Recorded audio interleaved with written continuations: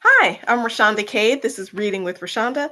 We are reading The Escape by William Wells Brown. We are starting Act 5. So here we are. Act 5, Scene 1. We'll definitely get through Scene 1. I don't know if we'll get through Scene 2. Scene 2's got like a song in it that I don't know how to sing. We'll see where it goes. The Escape by William Wells Brown. Act 5, Scene 1. Barroom in the American Hotel. Travelers lounging in chairs and at the bar. Enter Bill Jennings. Barkeeper. Why, Jennings, how do you do? Jennings.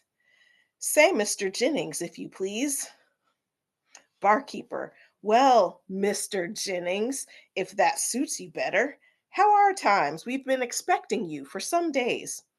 Jennings. Well, before I talk about the times, I want my horses put up and I want you to tell me where my niggers are to stay tonight. Sheds, stables, barns, and everything else here seems pretty full if I am a judge. Barkeeper. Oh, I'll see to your plunder. First lounger. I say, barkeeper, make me a brandy cocktail, strong.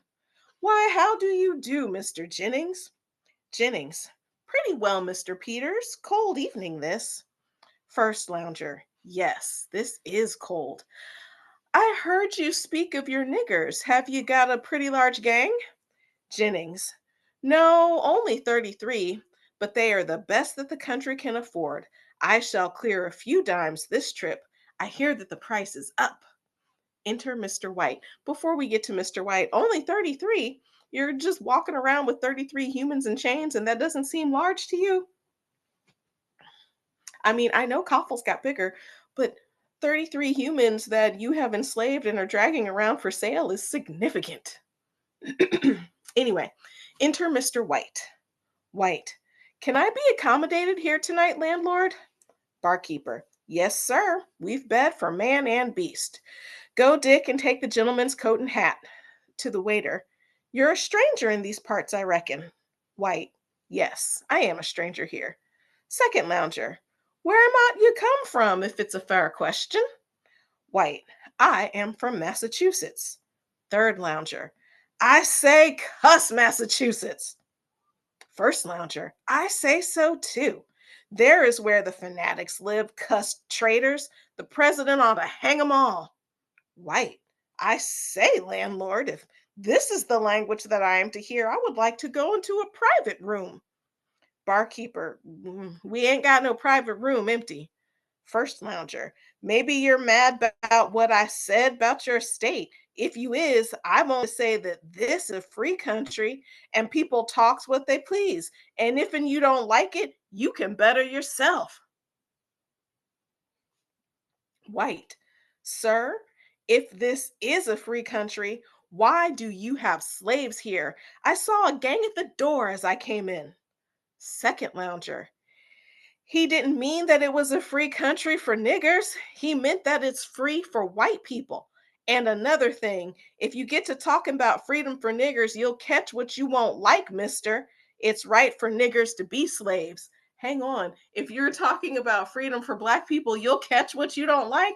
Oh, that's like when your parents say, keep on crying. I'll give you something to cry about. That was something you didn't want any parts of. Mm. White. But I saw some white slaves. First lounger. Well, they're white niggers. White. Well, sir, I am from a free state and I thank God for it. For the worst act that a man can commit upon his fellow man is to make him a slave.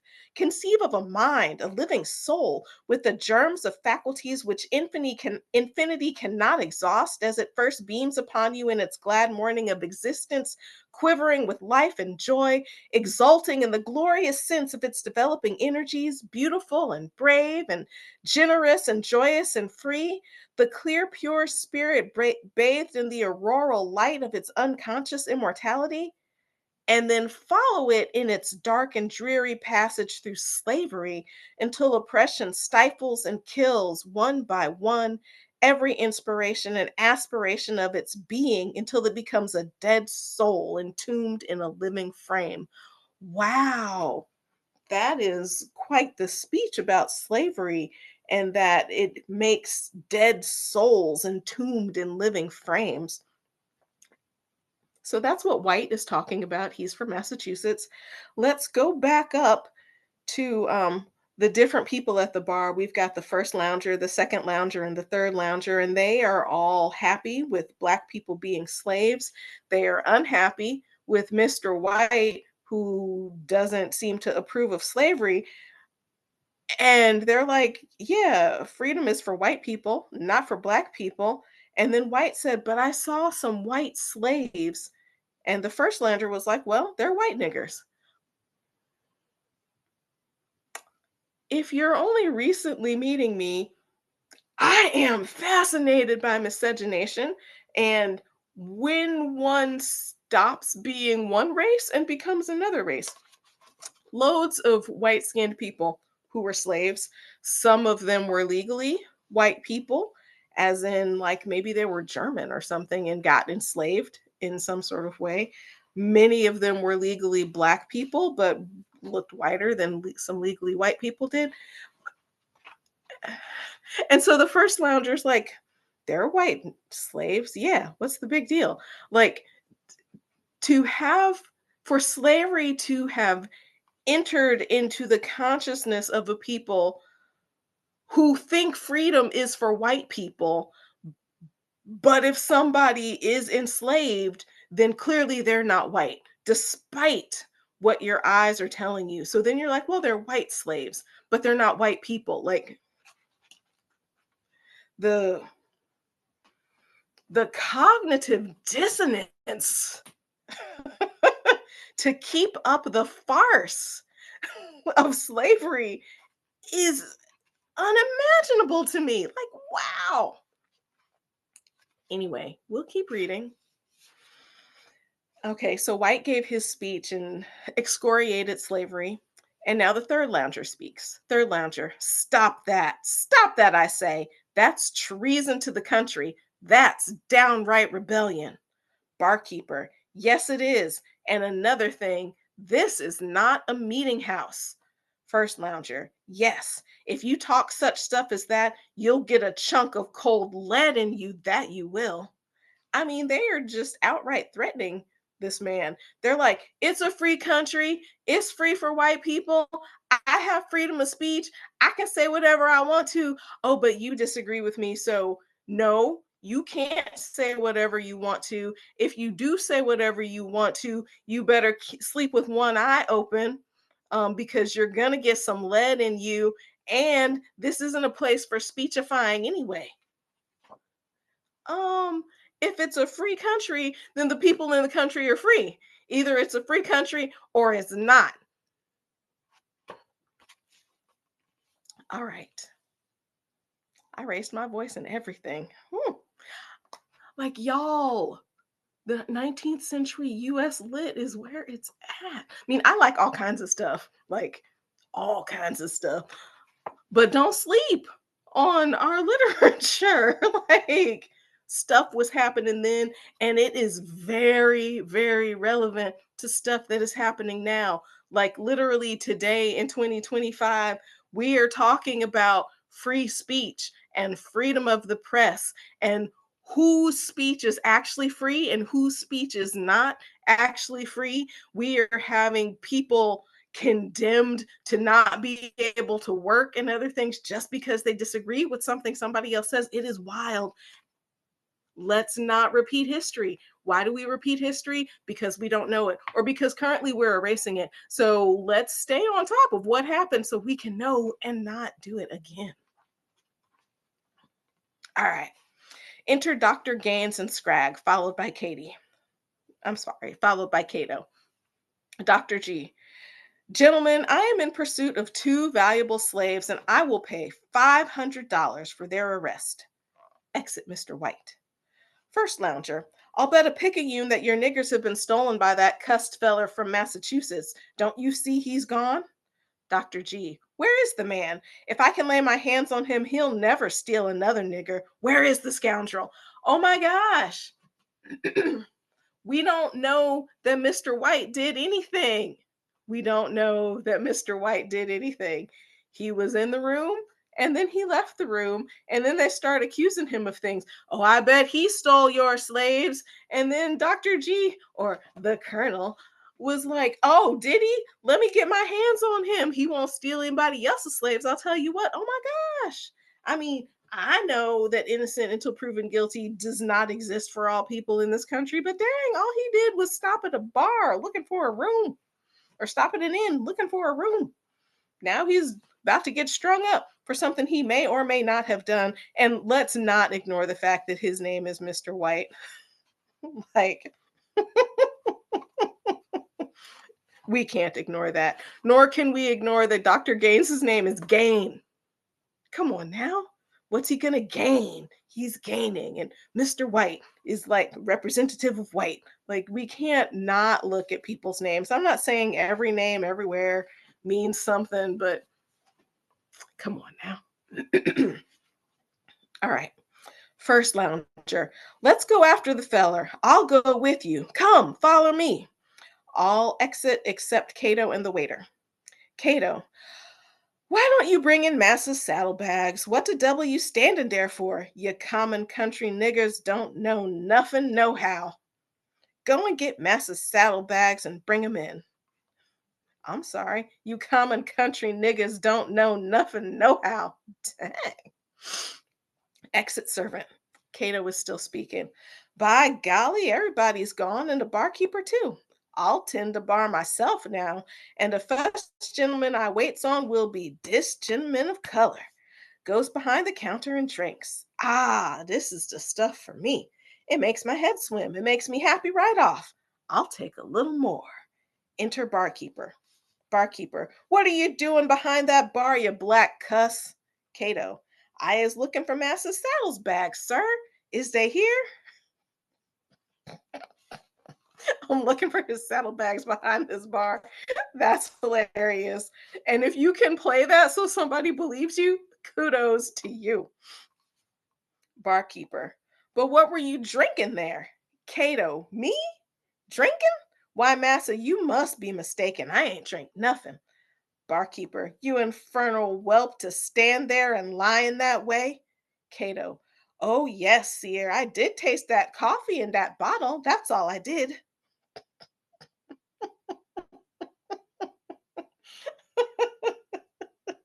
You can say a lot of things about Cato, and I'm sure a lot of them would be true, but like he will, there is a line that crossing that line will get you whipped or killed. And Cato's like, I'm a tap dance on that line all day long. All right, enter Mr. White, excited. Mr. White, I say, sir, is there no place of concealment in your house? They are after me and my life is in danger. Say, sir, can't you hide me away? Barkeeper, well, you ought to hold your tongue when you come into our state. He is like, they are trying to kill me. Can you help me? And the barkeeper's like, should have kept your mouth shut. Mr. White, but sir, the Constitution gives me the right to speak my sentiments at all times and in all places. Barkeeper, we don't care for constitutions nor nothing else. We made the Constitution and we'll break it. But you had better hide away. They are coming and they'll lynch you, that they will. Come with me. I'll hide you in the cellar. Follow me. Exit barkeeper and White. Um, let's revisit what he said. We don't care for constitutions nor nothing else. We made the Constitution and we'll break it. If I don't see that happening every day in the Trump administration, then my eyes are closed. Okay. Enter the mob. Dr. Gaines, if I can once lay my hands on that scoundrel, I'll blow a hole through his head. Wow. Okay. Jennings, yes, I say so too, for no one knows whose niggers are safe nowadays. I must look after my niggers. Who is that I see in the distance? I believe it's that cussed Massachusetts feller. Come, let's go after him. Oh my gosh. So Dr. Gaines is like, if I lay my hands on him, I'll blow a hole through his head for stealing the people that I own.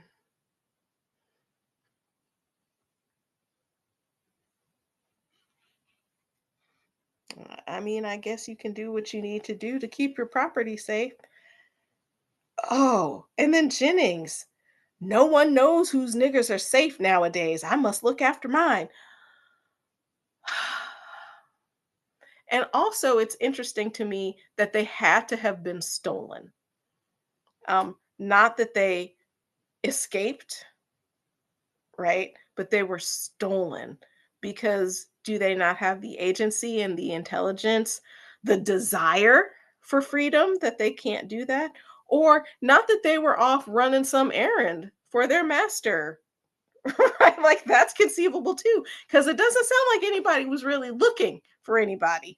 They looked around, oh, the person I own isn't right here next to me. And the second I want them to be here. So surely something is amiss. Like, I don't know how long we've been doing this. I usually like to go about 20 minutes. That seems, like an amount that people can stay for. Anyway, I'm going to read scene two. Scene two is just a whole song that I'm not going to sing for you, but I will read the lyrics. Scene two. So we're in Act 5, Scene 2, Forest at Night. Enter Glenn and Melinda. Melinda, I am so tired and hungry that I cannot go further. It is so cloudy that we cannot see the North Star and therefore cannot tell whether we are going to Canada or further south. Let's sit down here.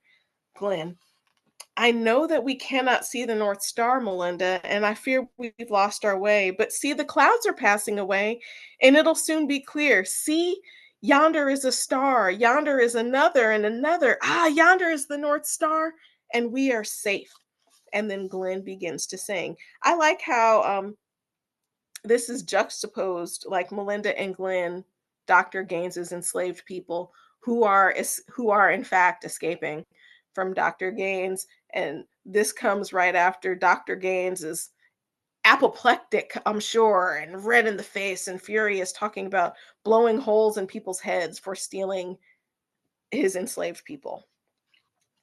And so Dr. Gaines, is all just, I'm gonna shoot somebody. Give me back my enslaved people. Arr! And Melinda and Glenn are like, I'm tired.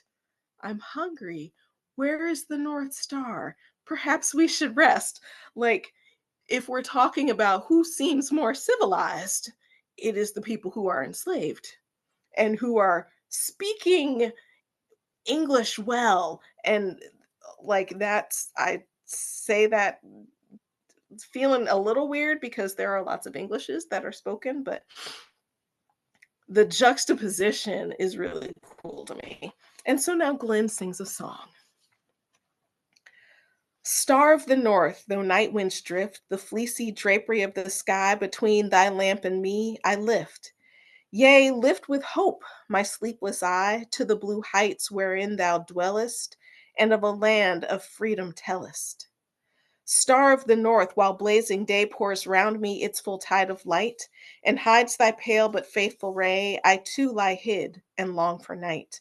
For night I dare not walk at noon, nor dare I trust the faithless moon, nor faithless man whose burning lust for gold hath riveted my chain, nor other leader can I trust but thee of even the starry train. For all the host around thee burning like faithless man keep turning, turning. Wow, that is beautiful. My gosh. So he starts Star of the North and describes it as a lamp, and he lifts with hope his sleepless eye to where the North Star is and thinks of the land of freedom. And he says, Star of North, while it's blazing day, you have to hide, and so do I, because dare not walk at noon. But then he says, nor dare I trust the faithless moon. So he can't walk during the day because he'll be found. But if it's the full moon and bright, he's also afraid to walk then because he may be found. And then he talks about gold has riveted his chains and there's nobody he can trust. Nobody he can trust but the North Star. Wow. All right. I'll keep reading. I may not follow where they go, star of the north. I look to thee while on I press. For well I know thy light and truth shall set me free. Thy light that no poor slave deceiveth, thy truth that all my soul believeth. Thy beam is on the glassy breast of the still spring, upon whose brink I lay my weary limbs to rest, and bow my parching lips to drink. Guide of the friendless Negro's way, I bless thee for this quiet ray. In the dark top of southern pines I nestled when the driver's horn called to the field in lengthening nines. My fellows at the break of morn, and there I lay till thy sweet face looked in upon my hiding place. So now he's saying he can't follow faithless people. Only the North Star is who he can trust and who he can believe. And he says, the North Star shines down on him while his weary limbs rest, and he bows to take a drink. And the North Star is the guide of the friendless Negroes. Um, and then he talks about he was sleeping when he heard the driver's horn calling to the field. Um, and he laid in that sweet place because he was waiting for the sweet face of the North Star because he was in his hiding place. I'll keep reading. The tangled canebrake where I crept for shelter from the heat of noon, and where, while others toiled, I slept, till wakened by the rising moon, as its stalks felt the night wind free, gave me to catch a glimpse of thee. So he was sleeping during the day while other enslaved people were following the call of the drivers. And then when the moon rose, he got up and he continued to follow the star. Star of the north and brighter ray, the constellations round thee sweep, each holding on its nightly way, rising or sinking in the deep. And as it hangs in mid heaven flaming, the homage of some nation claiming, this nation to the eagle cowers, fit ensign, she's a bird of spoil, like worships like, for each devours the earnings of another's toil.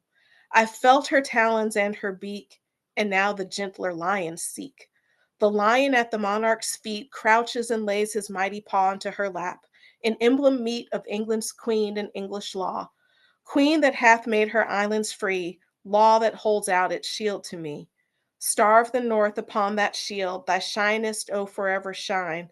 The Negro from the cotton field shall then beneath its orb recline, and feed the lion couched before it, nor heed the eagle screaming o'er it. This was so beautiful. So then he starts talking about this nation is the eagle, and the eagle is devouring, and he is searching for a gentler lion, the lion being England, and in this case, Canada. Um, as I don't know how long Canada belonged to England, like my history isn't that good, but it's definitely talking about England and Canada. So he's on his way to Canada to the lion, um, and talks about the English queen. Said, queen that hath made her islands free, law that holds out its shield to me. So going to an English protectorate, Canada, will be freedom for him. And then talks about the North Star shining, and that he will finally be able to recline under its light and be part of the lion crouched before it and not pay attention to the American eagle screaming over it. Wow. And then Glenn finishes by saying, with the thoughts of servitude behind us and the North Star before us, we will go forward with cheerful hearts. Come, Melinda, let's go on. Exit. So that was Act 5, Scenes 1 and 2 of The Escape by William Wells Brown. I'm Rashonda Cade, and this is Reading with Rashonda. Until next time.